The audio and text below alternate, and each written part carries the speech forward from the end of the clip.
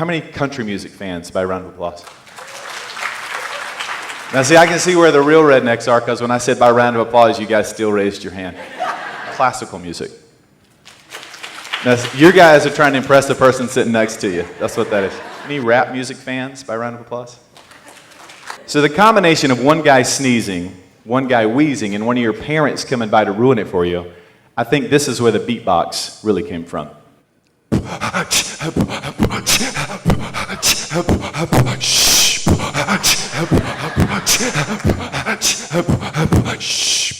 What?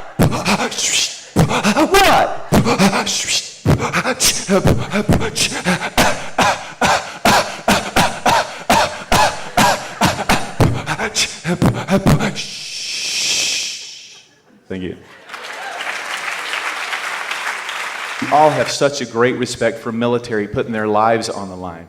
And you guys are out there saving lives, helping people get better, be more physically, mentally fit, and that is just remarkable. Whether you hear it, whether people say it to you, whether they even acknowledge it themselves, the truth is you're appreciated. The job you have is phenomenal, and I'm blown away. I've gotten to walk around with nurses. I've interviewed nurses. I've interviewed front desk staff, housekeeping staff, across the gamut. I've talked to people, and I am blown away with the relationships that you guys build in just such a short time. But I want you guys to give yourselves a round of applause for the appreciation that we have for you.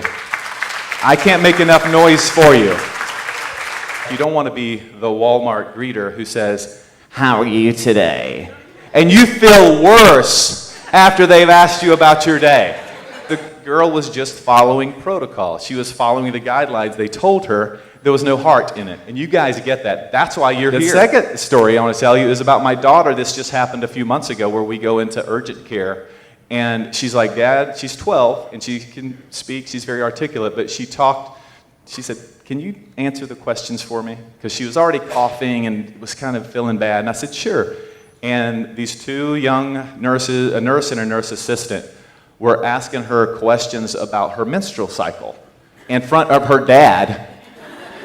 And I know this is nothing to you. I sat in one of your huddles a few weeks ago, and the stuff I heard, I'm like, really? My great story about nursing is when my wife had we had Presley, my daughter, and the nurse that she had, a male nurse at the hospital, was the greatest. She had to be in the hospital for a week and a half. So they had to postpone, she was premature, all this stuff. And he made it heaven for her. It was phenomenal. I could not believe it. I could have easily been like, "What's this guy doing, messing with my wife?" But he turned it. It was like, "I'm here." And I was like, "You do whatever you need to do.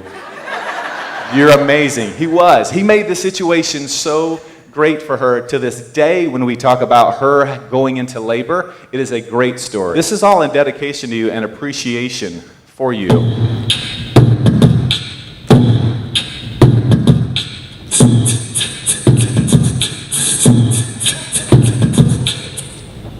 See? Is it working? This is your song.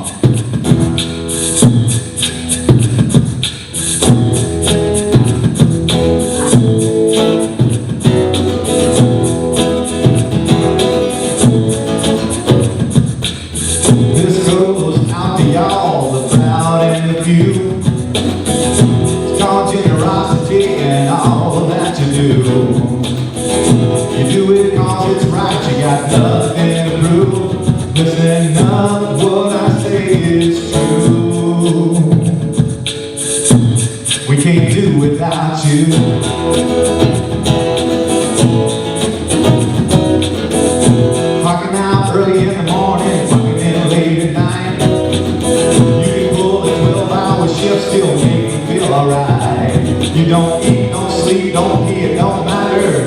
It's how you do. Listen up, what I say is true. We can't do without you. Na na na na na na na na na na.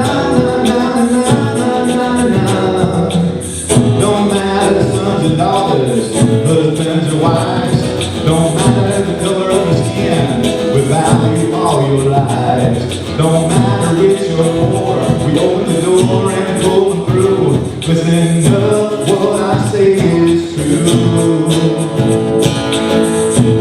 We can't do without you. Na na na na na na na na na na. From taking the town to a room welfare, bringing food and security.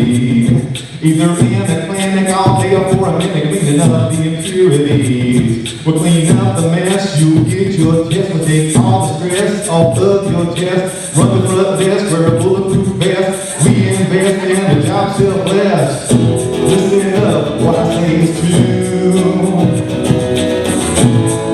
Can't do without you. Na na na na na na na na na.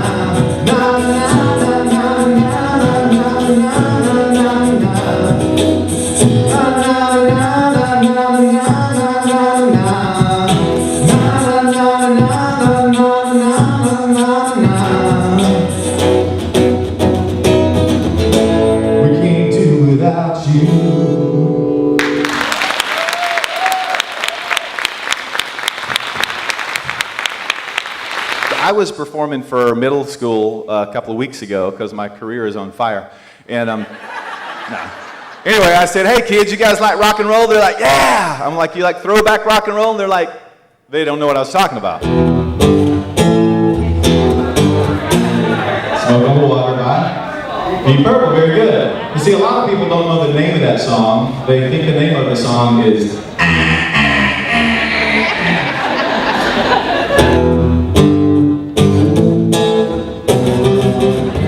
Iron Man by my metalheads out there. I love it. It's always ladies that yell out. Somebody usually yells out, Ozzy! Like they're on a first name basis with Ozzy Osbourne. I don't think anybody's on a first word basis with Ozzy Osbourne. Kind of hard to guess one song, because they wrote about 150 billion songs in these 4 chords. I'll prove a great point here. Oh, won't you stay just a little bit? Hey, baby, I wonder, would you be my lollipop, lollipop, oh, lollipop, lollipop? But oh, every day things are getting closer, going faster than a roller coaster. Dream, dream, dream, dream, big girls. They don't cry, this was by the same artist. Sherry, baby, slow it down. Blue moon, I saw you standing, earth angel, earth angel. I can go on all day, but I gotta prove a point.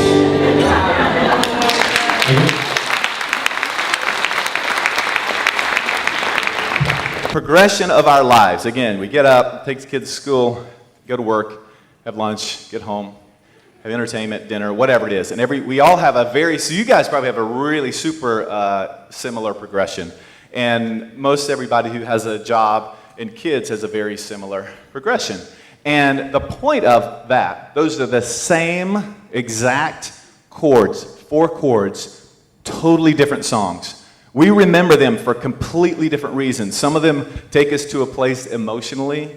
It reminds us of love. It can make you want to dance. It's nostalgic. It takes you to an era. It takes you to a place in time that you remember very specifically when you heard that song. It makes you just feel good. It opens up that creative part of your brain that makes you want to be creative. It inspires you. Our lives are identical to this progression. Identical. The point is, what is your melody? What is your song? What song are you going to sing that is different than the person sitting next to you? It reflects your abilities, your gifts, and are you focused on them? One thing, I believe that some of the people that are in here, maybe probably most of the people that are in here, they're in here because you use the same gifts that you share with your family and your friends and in your life outside of work. You can bring that into work. I know that there's a great aspect of when you come to work, you leave your stuff at the door. And I say, yeah, leave your baggage at the door, but bring your gifts to work.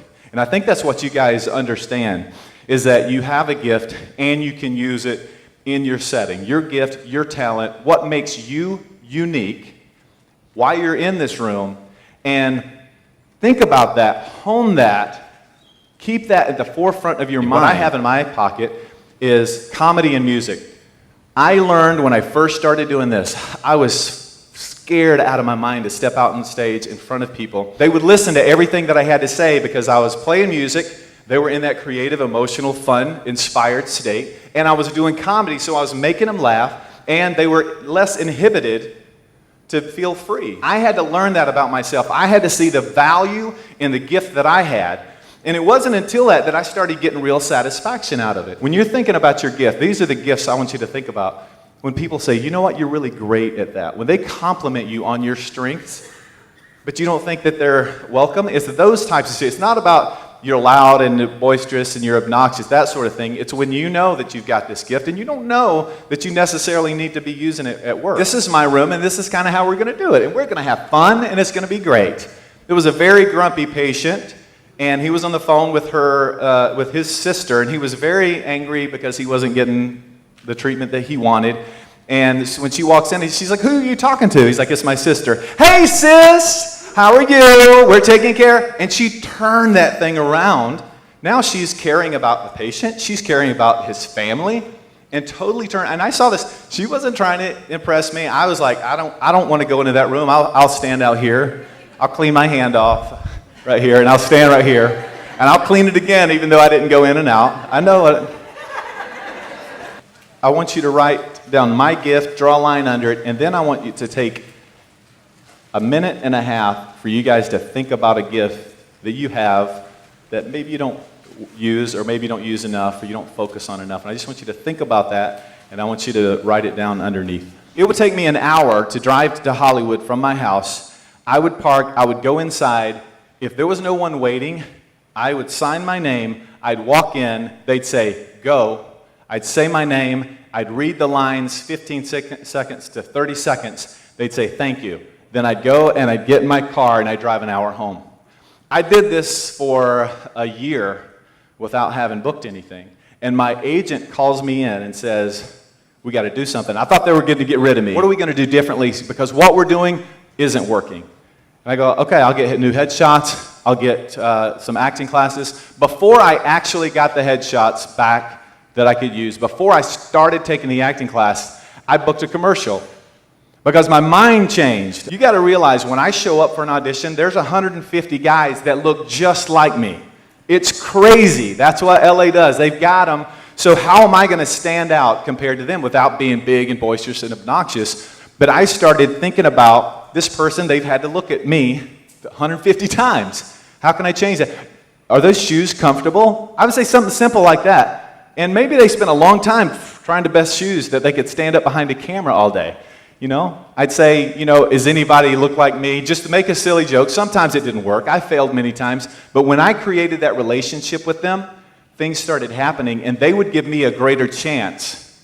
They would give me grace because we had a relationship. So if I auditioned for the commercial, they would stop and say, you know what? Everybody did that just like you did. Everybody, let's do it like this. I bet they'll like it. Then I stand out. Then I start getting callbacks. And then I actually did this, and I booked a commercial, and I brought it with me. Do you guys want to see it? But it was during the Super Bowl. If you're an actor and you're doing commercials, when you want to be on TV is in front of 100 million people. Not many people on the planet can say, I did something in front of 100 million people. So that's the cool thing. And we'll see what you guys think. Hi. I got you something special. Does it come in a box? Uh-huh. Is it round? Yeah. Is it gold? Uh-huh. Is it a gold ring? Close your eyes. New stuffed crust gold pizza from Pizza Hut. We married a ring of cheese baked inside the crust with golden cheddar on top for a toasted crunch. Stuffed crust pizza for $9.99, or go for the gold for $1 more. New at Pizza Hut. Can I open my eyes yet? No, not yet. Back to my point. I started thinking about the other person. You guys, I think, are pros at considering others' interests as more important than yours. I try to live my life in any way that I can with my family and others and clients and audiences to consider your interests more important than mine. When I did stand-up comedy, I would go to the Comedy Store downtown Hollywood, and I would stand in line with 50 comics and go on at like 1 o'clock in the morning. They were trying to get on stage and prove to everybody how funny they were, and most of them failed miserably. When I would get on stage and I wasn't clicking with the audience, I would start doing my consensus. How many of you guys like this? Are you guys this? To start figuring them out, because I was there for them. I was there to entertain them. And I worked on that for years and years. And I did the same thing with acting. When I started doing that, I started booking commercials. I started getting things. I started creating relationships, real relationships, because I started concentrating on, wonder what this person is thinking, how they're feeling right now. What does this mean to them? How long have they been here waiting, looking at the same guy over and over and over again? And it paid off. Another way that I figured out how to relate to you guys is I wrote a funny song about healthcare, about nurses and assistants and front desk and radiologists, clinicians, all the transporters, all this stuff. You guys want to hear this song that I wrote for you? A round of applause. How mean would you guys have to be to go, no, we don't want to hear that? This is what it's like. This is what it's like. This is what it's like to work here. We're gonna wheel you in. You'll feel just fine after I stick this needle into your behind. First we get you see, and then we'll take a sample of your pee, 'cause this is what it's like to work here. This is a patient talking to you. I'm glad I'm here. I'm sick. I need ya. I read about my symptoms on Wikipedia. I haven't had a movement since I was at the cinema. You say you might not need it, but I'm giving you an enema. You never know what it's like. This is what it's like to work here. Well, put on this gown, no, the back don't shut, so when you walk down the hall, we'll all see your butt. You need me push the button, I'll come real fast. But if you overuse it, I'll just pass. If anybody overuse that button, my round of applause.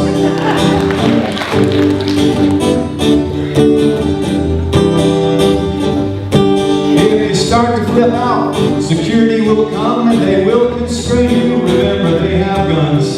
We'll transport you, you can lay on your side. If you start to act a fool, it might be a bumpy ride. If we take your blood, but you're acting like a real pain, don't be surprised if we can't find your vein. If our diagnosis don't seem right to ya, don't forget a radiologist can see right through ya. Literally.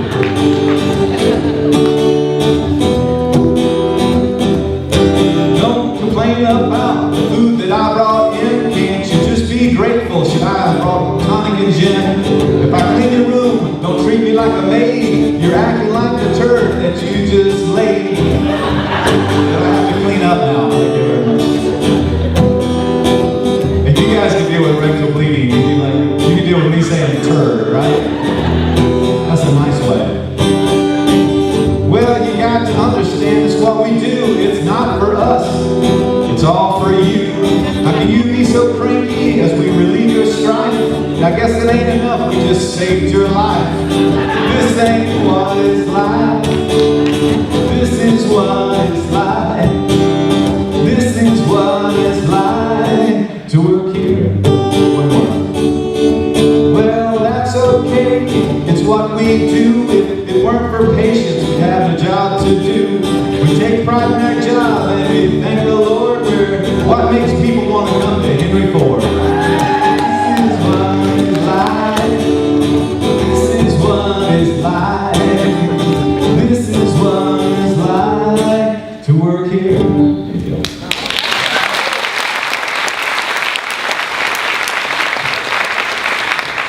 If you can imagine the mind shift being this, if you were looking through a telescope, you're looking at a certain constellation of stars, you're looking for a planet, and you just shift that telescope just a little bit, just the smallest amount, you're going to see a whole new different world. It's going to be completely new and unique and different.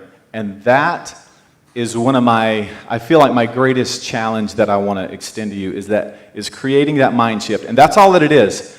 I would never ask a group of people who are as selfless, how much you give, how generous your lives and your jobs are. I would never ask you to do anything more. Because sometimes the only thing that I try to concentrate on when I'm presenting is someone who's working 3 12-hour shifts, and they're in that 11th hour on the 3rd shift. That's the person I try to think of as like, how can I ask them to do anything more? And I would never ask that. I'm just asking you to try something new, try something different. And it is going to seem like above and beyond. The stories that we heard earlier, it's going to seem like above and beyond. It's just different, a different shift. And I believe that we need it so badly because we crave variety.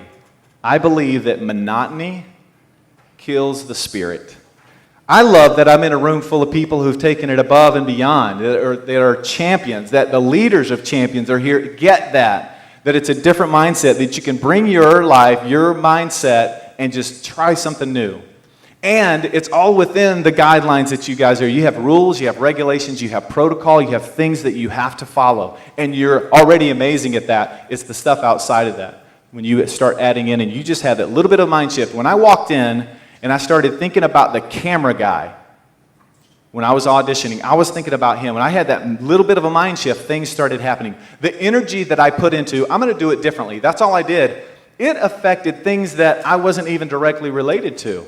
Positive things started happening. A mind shift where we have to be willing to do something a little bit new, but we also have to realize that it might not work. By round of applause, how many guys like Tom Jones? You don't have to like him, it's okay. He made a big mistake. He crossed over into R&B, and he did a song by Prince. You got to be reasonable about your mind shift. If you got Tom Jones singing Prince, before you know it, this was probably 15 years ago, you end up having somebody like, I don't know, Snoop Dogg singing Elvis Presley songs, right? It's just like, take two weird things and put them together, see if it would work. This is what it would be like if Snoop Dogg sang Elvis Presley's Teddy Bear. Oh, let me be. Yo, Teddy Bear, wave your hands in the air like you don't even care. I say put a gold medallion round my neck and lead me anywhere. Like Compton of the LBC, I'm down with D-O-double-G. Oh, let me be your T-E-double-D-Y bear. I don't care. Peace, I'm out. If you had Snoop Dogg singing Elvis back then, everybody would have jumped on this bandwagon. Bad mind shift. You'd end up having somebody like, I don't know, Katharine Hepburn singing Guns N' Roses songs. Shed a tear, 'cause I'm missing you. I'm still alright, that's my goal. What I think about you every day now. I mean, think of maybe she does sing that song. She sounds a lot like Axl Rose, you know? I haven't seen Axl Rose since Katharine Hepburn died. Isn't that weird? What if President Obama decided to do a Taylor Swift song?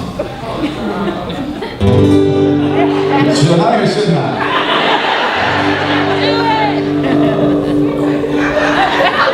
We will never, ever, let me be clear, ever get back together. Okay. Correct me if I'm wrong, but what if we took I think this would work. What if we took one of the biggest boy bands that's out there, One Direction? You One Direction fans, very close? It's okay. One Direction sings Bluegrass. You're insecure, can't say with verb. You're turning heads when you shovel in the horse manure. In overalls, you're splitting laws. You're so cute when you're out there feeding hogs. Everyone else on the farm singing, everyone else but you. Maybe you light up my land like a new, but like the way you spit out your back is really out of sight. Although you're missing most of your teeth, you got a real good bite. You don't know, you don't know you're pretty. If you see what I see, you understand you're better than I play the butter beans, she doesn't treat you better than a plate of collard greens. You don't know, oh, you don't know you're pretty. Oh, that's what makes you pretty.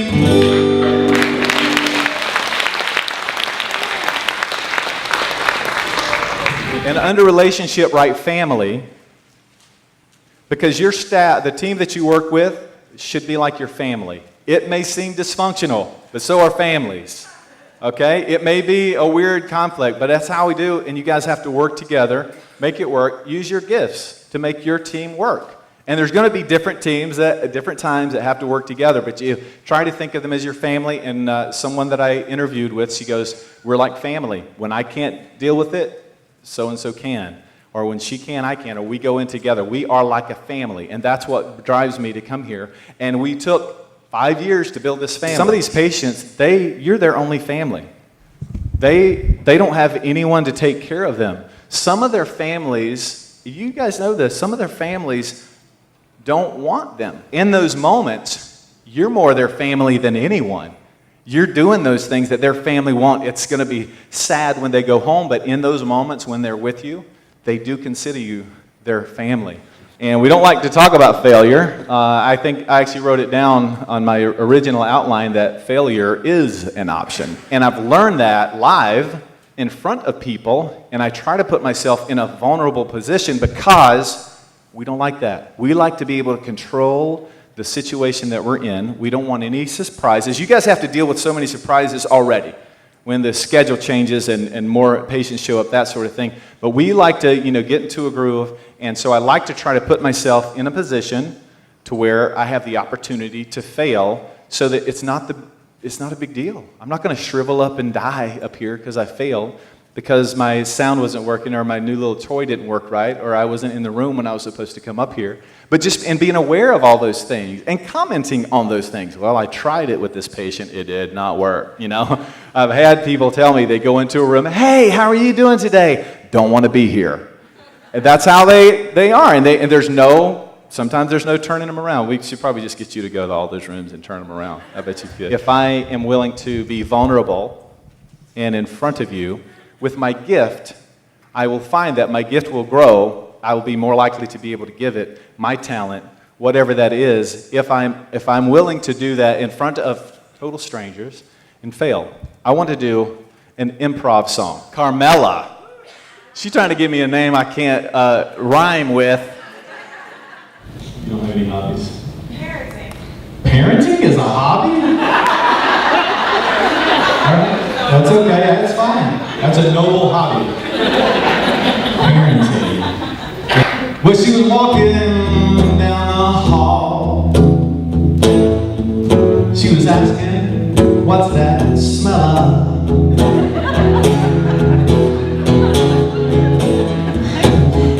Who am I talking, you might ask? It's my homegirl, Carmela.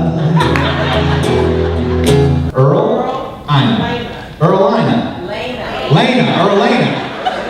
Someone needs to give her a microphone. Lena.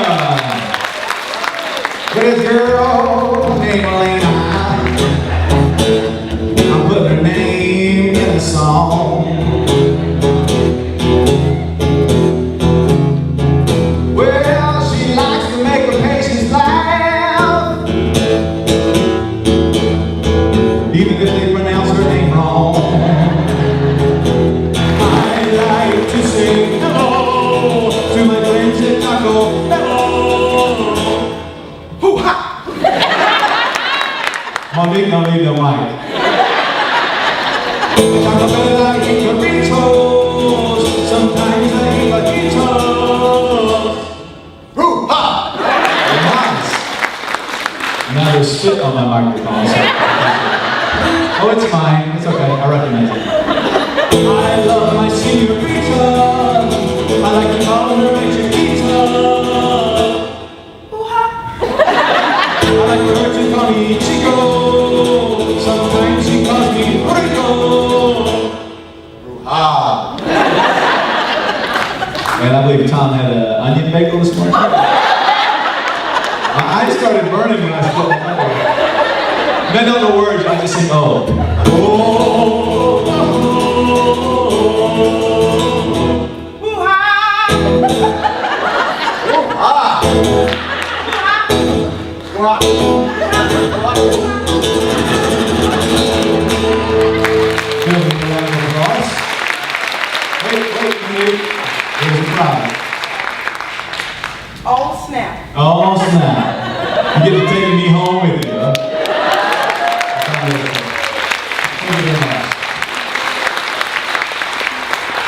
Anybody else have something else they hear constantly? Can we get her with the... And what's your name? Victoria. Victoria. Thank you. Do I have to show my ID again?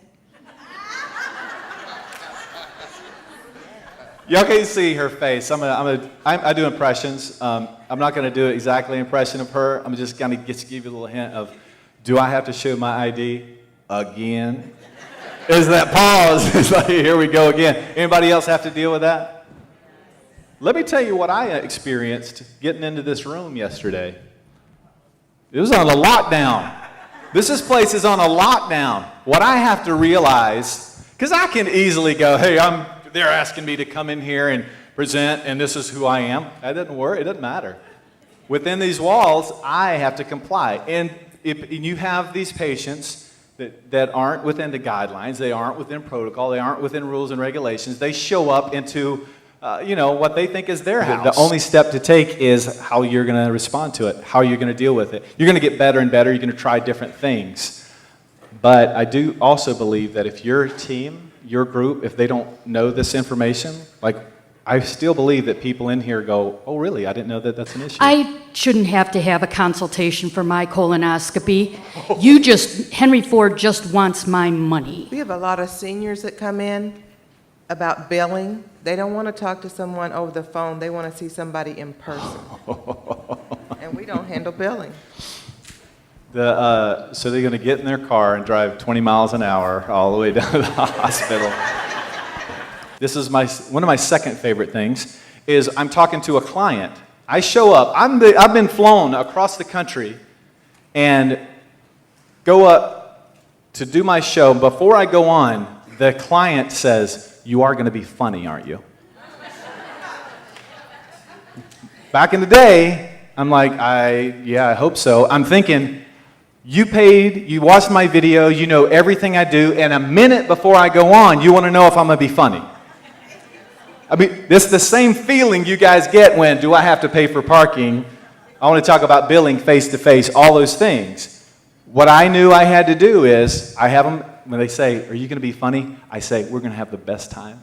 It's going to be so much fun. If your audience isn't connecting with me right away, I've got like 10 tricks that I do that gets them. I'm going to have them on stage with me. They're going to be laughing. We're going to have a fun time. I will spend an hour trying to connect with your audience. And, my goal is to have them laughing from the beginning to the end and sending you emails the rest of the week on thank you for picking me. All right? That wasn't an easy place for me to get to. That's what you guys have to figure out for yourselves. And you already have a lot of these, and a lot of it's repetitive. Yes, you have to pay for parking. I have to pay for parking. That sort of thing. And so it's that kind of mentality that you have to have where I've got to have that answer because when they come walking up there, you know something's coming. And you got top 3. This is the question that's going to be asked of me. I have gifts for everyone in the room. I'm Oprah today. You all get a Henry Ford bumper sticker. No, it's I would challenge you guys on your little paper. One more thing I want you to write down is I will try something new. But I wanted you guys to have your own song. This is specifically written for you. You won't see this song for anyone else if you ever see me, follow me anywhere. Any of these songs that were just for you, because I wanted to take to heart what I'm trying to challenge everybody in this room with. I want you to know that we appreciate you. I appreciate you. I appreciate what I get to do in front of people. I get to live my dream in front of people, and get to create things, and I get to do it in front of noble people with honorable jobs. And that's huge, and I want you to be inspired by that. I also want you to inspire your team when you go back with some of the things that I talked about. I hope that you can laugh and you can remember the good times that we can have here together as we connect, and I give you some tricks of the trade. I'm going to be sending, just some little techniques, some habits, just some reminders, just so that I want lasting results. I want measurable results. Like I said, appreciate you. Remember your progression. Make it your song. What is your song? What are you bringing to the table? What is it different about you? What makes you unique in your setting, in your situation? How can you challenge the other people? Even if you sat down and said, what makes you unique? What do we know? What do we not know about you that you'd like for people to know? What's an interesting talent that you have? What do you think about when a patient says this to you? And I do. Again, I encourage in those huddle meetings, if you can take 1 extra minute to say, okay, what's that thing? Okay, how would you deal with it? How did you deal with it? Live, real stuff that you can have, and be open to it. Be vulnerable. Be willing to change. Not something more, just something different, just something else, trying something new. And think about how quickly you can create those relationships. And just that little bit of a mind shift. Think of the telescope where you just turn it just a little bit, and it's a whole different world, and it's exciting, and it's new. We have a desire, just as human beings, to progress, to change, to be successful, to win. And we want those big and new and good things to happen in our lives, and it's almost like we can't be satisfied, and it's not in a bad way. So we want to continue to grow in that way. That's kind of my charge to you, and I'm going to end with my 8-It song. Do you guys want to hear the 8-It song?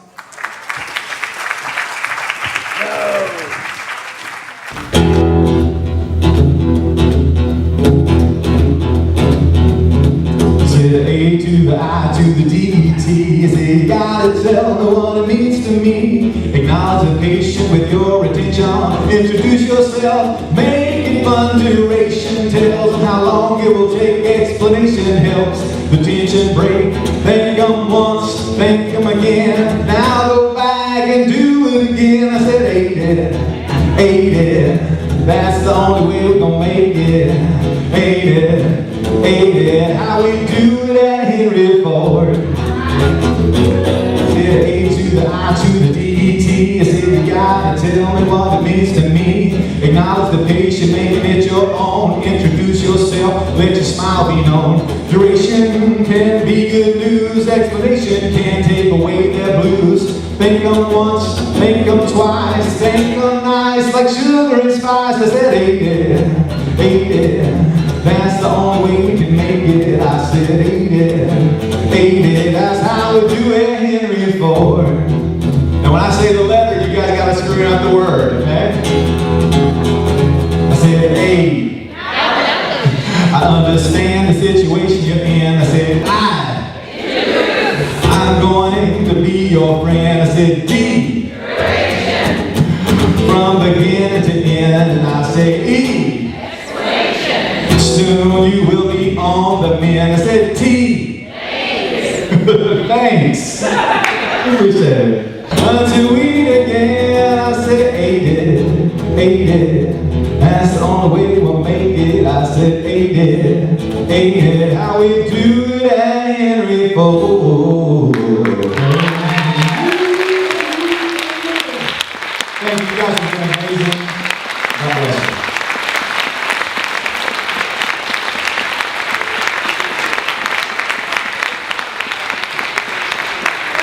Handout you have for your department agenda, and it gives you questions that Matt gave us that are thought-provoking, great things to help you prompt discussion around what you heard today at your huddles, at your department meetings, and all the different points where you guys go back and connect with your departments until we meet again in August, I believe.